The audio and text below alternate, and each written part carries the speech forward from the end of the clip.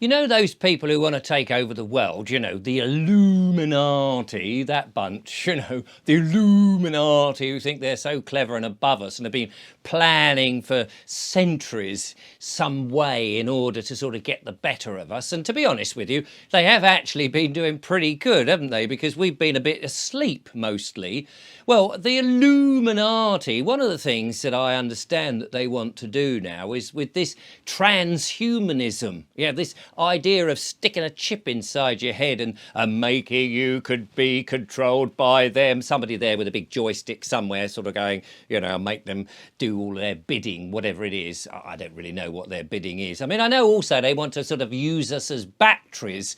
You can imagine that, all in a little line, charged up, giving them some sort of power. I mean, they're all bonkers, they're all mad, and they're all nefarious. They do all sorts of weird rituals with blood, guts, and goodness knows what. Anyway, the Illuminati, those, well, they want to sort of do all of this. And I thought, well, we can save the world. We can save humanity in 5 minutes. I came up with this, this constant brainwave. You see, they want us to forget that we've got these amazing powers, that actually, as living men, that we are incredible, that we have a soul, for example. You see, I'm not convinced that they actually have a soul themselves. I think that maybe, and this you might find a bit far-fetched, but maybe they are some other type of entity and that they need us to do all that manifesting and creating and things like that. Now, I've said that before, and a lot of people sort of said, Richard, that might have some legs. So I was very encouraged about that. Anyway, the point is, I think we can save humanity in 5 minutes, because what we've got to try and do is remember that we are actually living men and living women, that we exist and that we have a soul. And the one thing they don't want us to do is to sort of connect with our spiritual side. So if people were, say, just 5 minutes a day, 5 minutes were to sit quietly. Now, I'm not saying you've got to get into some deep meditative state or have practiced yoga or have any of these sort of well, it might be hysteric, but these esoteric, there we are, lovely Julia helping me out there in my hour of need or my moment of. But I think if you just sit quietly for 5 minutes, maybe first thing in the morning, maybe just before you have your lunch or a meal, or before you go to bed, or even on the bog when you're having one, you could just sit there and just go, do you know what? I am a living being. I live and I have a soul. That all this, all that I see is out there, but the me that exists is deep inside. Where is it? Who knows? Is it inside the head? Is it surrounding us? Is it following us about? The me is not this.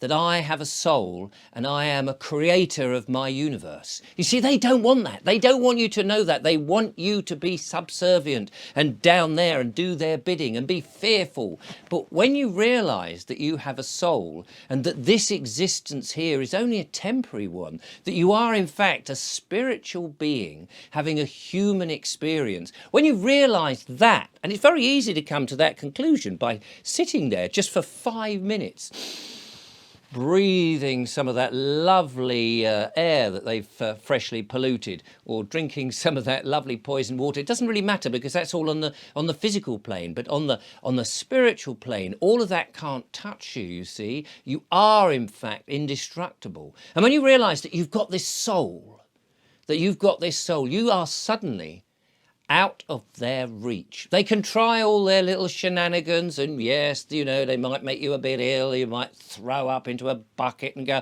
oh, there you are, Illuminati, have some of that, you silly people.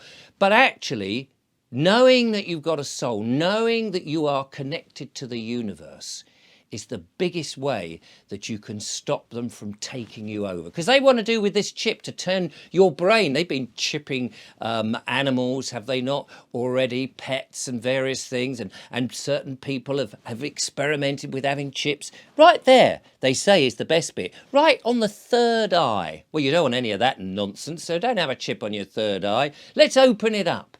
Know that you are a living, breathing being, that you have a soul. And then, my friends, they cannot touch you.